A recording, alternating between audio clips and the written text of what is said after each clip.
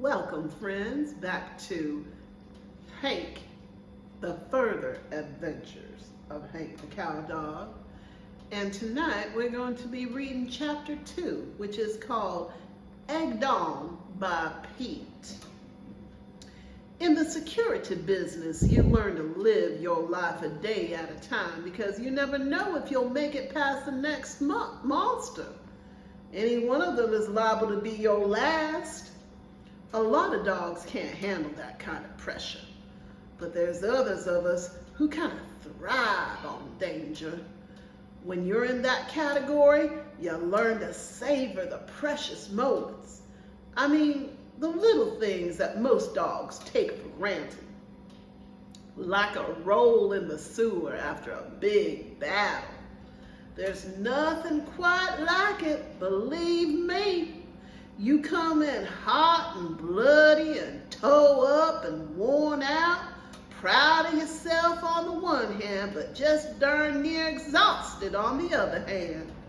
And you walk up to that pool of lovely green water and, well, it's hard to describe the wonderfulness of it. That first plunge is probably the best when you step in and plop down and feel the water moving over your body. Then you roll around and kick your legs in the air and let your nose feast on that deep, manly aroma. Your poodles and your chihuahuas and your other variations of house dogs never know the savage delight of a good ranch bath. If they ever found what they are missing, they'd never be the same again. There's just something about it that makes a dog proud to be a dog. Well, I climbed out of the sewer and shook myself and sat down in the warm sunshine. Drover was still standing in water up to his knees. I noticed that he hadn't rolled around in it. He never does. He just wades in and stands there looking stiff and uncomfortable. How do you expect to get clean if you don't get yourself wet? He wrinkled his nose. I don't like to get wet. This water has special powers, son. It revives the spirit. He kind of dipped down and got his brisket wet and scampered out to dry land. There, I feel much better now. I just shook my head. Sometimes Drover acts more like a cat than a cow dog. Makes me wonder. Oh well. We sunned ourselves for a few minutes, then headed on down to the gas tanks. I had a gunny sack bed down there with my name on it, and I was all set to pour myself into it. I was fluffing it up again and getting it arranged just right when I heard the back door slam up at the house. I perked my ears and listened. When the back door slams at that hour of the morning, it often means that Sally Mae has busted the yolk in Lopa's breakfast egg. He won't eat busted eggs for reasons which I don't understand. Seems to me that an egg's an egg, and after a guy chews it up and swallows it, it's all about the same anyway. But Lopa doesn't see it that way, which is fine with me, because around here in co-op dog food country, an egg in any form is a gourmet delight. I cut my eyes toward Drover. He had his chin resting on his front paws and was drifting off to sleep. He hadn't heard the door slam. Now, I didn't see that it was my duty to tell him about it neither. I slipped away from the gas tanks and loped up the hill, had my taste buds all tuned up for a fried egg when I met Pete. He's going the same direction I was. Get lost, cat. Nobody called your name. He gave me a hateful look and hissed Well, you know me. I try to live by the golden rule. Do unto others, but don't take trash off of the cats. Pete was in the market for a whooping, seemed to me, so I obliged him. Figured I might as well get it over with while it was fresh on both our minds.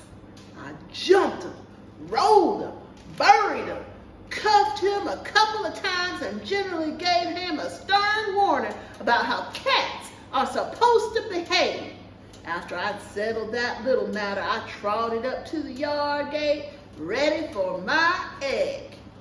Sally Mae was standing there with her hands on her hips. I sat down, swept the ground with my tail, gave her a big smile, and sat up on my back legs. I picked up this little begging trick some years ago. It was pretty tough to learn. I mean, it takes balance and coordination and considerable athletic ability, but it's paid off more than once. People seem to love it. They like to see a dog beg for what they're going to give him anyway. Don't ask me why, but they do. Begging sort of goes against my grain. I mean, my ma was no ordinary mutt. She had papers and everything, and cowdog pride was sort of bred into me. But a guy has to make a living, and now and then he finds himself cutting a few corners. Well, I went up on my hind legs. Sometimes I get my balance the first time, and sometimes I don't. This time it worked. I balanced myself on two legs, and to add a special touch, I wagged my tail and moved my front paws at the same time. I don't believe the trick could have been done any better. It was a real smasher. I was so busy with the trick that I didn't notice the sour look on Sally Mae's face. Hey, you big bully! You ought to be ashamed of yourself for picking on that poor cat. Huh? Just for that, you don't get this egg. Here, Pete, kitty, kitty, kitty. In a flash, Pete was there. I mean, when it comes to freeloading, he was amazing. He has amazing speed. He gave me a surly grin and went through the gate and started eating my egg. That really hurt. Sally Mae gave Kitty Kitty a nice motherly smile. Then she turned a cold glare on me. And besides being a bully, you smell awful. How could she say that? I just had taken a bath, shampooed the whole 9 yards. I mean, a guy can't spend the whole life taking a bath. He's got to get out sometimes, and when he does, it's just natural that he picks up a few of the smells of the earth. Besides that, I knew for a fact that Pete hadn't taken a bath in years. He hated whatever water even more than Drover did, and he had dandruff too. You could see it all over him. Looked like he'd been in a snowstorm. What kind of justice do you have when a dog that takes a bath every day, and sometimes 2 or 3 times a day, gets accused of smelling bad, and a rinky-dinky cat? Oh well. Pete was chewing my egg, and every now and then he turned his eyes toward me and give me a grin. Let me tell you, it took tremendous self-discipline for me to sit there and watch when all of my savage instincts were urging me to tear down the fence and pulverize the cat. Sally Mae went back into the house. I should have left right there, just walked away and tried to forget the whole thing. But I didn't. Pete had laid down in front of the plate. I mean, he's too lazy to stand up and eat. He was purring and flicking the end of his tail back and forth and chewing every bite 23 times. I found myself growling. Just couldn't help it. His head came up. You hungry, Hanky? You like this egg? It just melts in your mouth. No thanks. I got better things to do. That was the truth. I did, but I stayed there. Pete got up, shrugged, went on eating. I watched, and before I knew it, I was drooling at the mouth. Then Pete got up again, took a big old stretch, and ambled over to where I was. He started rubbing against the fence. He was so close, I could have snatched him, bald-headed, which I wanted to very sincerely, only there was a wide fence between us. I'm not sure I can eat all that egg, he said. I'm stuffed. You want the rest of it, Hanky? I should have said no. I mean, a guy has his pride and everything, but my mouth went to watering and the thought of that egg and, oh, I might. Yeah, I'll take it. He grinned and ambled back to the plate. He picked up the egg in his mouth and brought it over to the fence and dropped it right in front of my nose.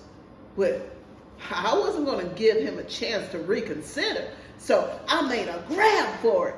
Hit the darn fence with the end of my nose, but it was right there in front of me. I mean, I could smell it now. It was so close. It was giving off warm waves and delicious smells. I could even smell the butter it had been cooked in. I made another snap for it, hit the fence and scabbed up my nose. Made my eyes just water. When my vision cleared up, I saw Pete sitting there, grinning. I was losing patience fast. Give me that egg. You said I could have it. Here, I'll move it a little closer. He got his nose under the egg and nudged it right against the fence. Well, I just knew I could get it now, so I made another lunge for it. Got a taste of it this time, but also wrecked my nose on that frazzling wire. I could see a piece of skin sticking up right toward the end of my nose. Give me that egg. He licked his paw and purred. Okay, that settled it. I'll fool around and nickel and dime a problem for a while, but there comes a time when they gotta get down to brute strength. I backed off and took a run at it and hit the fence with all my speed and strength. I expected at least 2 posts to snap off at the ground, and it would have surprised me if I hadn't taken out the whole west side. Them posts turned out to be a little stouter than I thought. And you might say that the wire didn't break either. The collision shortened my backbone by about 6 inches and also came close to ruining my nose. Give me that egg, cat, or I'll... Pete throwed a hump into his back and hissed right in my face. That was a serious mistake. No cat does that to hate the cow dog and lives to tell about it. I started barking, I snarled, I snapped, I tore at the fence with my front paws, I clawed the ground. I mean, we had us a little riot going, fellas, and it was only a matter of time until Pete died a horrible death. And through it all, I could still smell that egg, fried in butter. The back door flew open and Lopa stormed out. He had shaving cream on one side of his face and the other side was bright red. "Hey, shut up! You're gonna wake up the baby." I stopped barking and stared at him. Me? What had I? If it hadn't been for the cat. I heard the baby squall inside the house.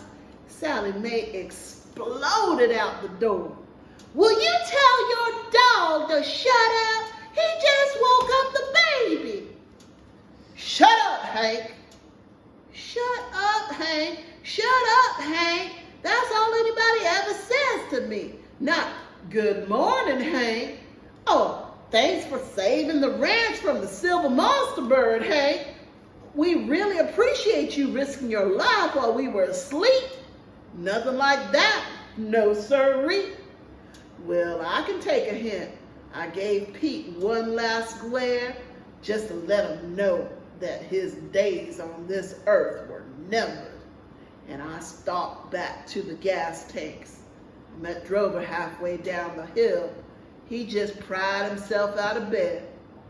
What's going on, Hank?" "I heard some noise." I glared at him. "You heard some noise? Well, glory be. It's kind of a shame you didn't come out a little sooner when you might have made a hand." You need some help?" I glanced back up the hill. Sally Mae was still out in the yard talking to her kitty. "Yeah, I need some help. Go up there and bark at that cat." Just bark at the cat? That's all?" "That's all. Give it your best shot." Any special reason?" "General principles, Drover." Well, okay. I'll see what I can do." He went skipping up the hill and I went down to the gas tanks to watch the show. Maybe it was kind of mean of me sending Drover up there on a suicide mission when he is too dumb to know better. But look at it this way. I get blamed for everything around here, and most of the time I don't deserve it. I figured it wouldn't hurt Drover to get yelled at once or twice, and it might even do him some good. Getting yelled at is no fun, but it does build character. Drover needed some character building. That was one of the mainest problems. He had a weak character. So I watched. The little runt padded up to the fence, plopped down, sat up on his back legs, and started yipping. Sally Mae put her hands on her hips, gave her head a shake, and said, "Well, if it isn't the cutest thing." She pitched him my egg, and he caught it in the air, and he just gulped it down. A minute later, he's down at the gas tanks. I did what you said, Hank, and I won a free egg. Aren't you proud of me?" I was so proud of him, I thought about blacking both of his eyes. But I was too disgusted. I just went to sleep. That seems to be the only thing I can do around here without getting yelled at. Sleep. And that, my friends, was the end of chapter 2. Stay tuned for chapter 3. Good night.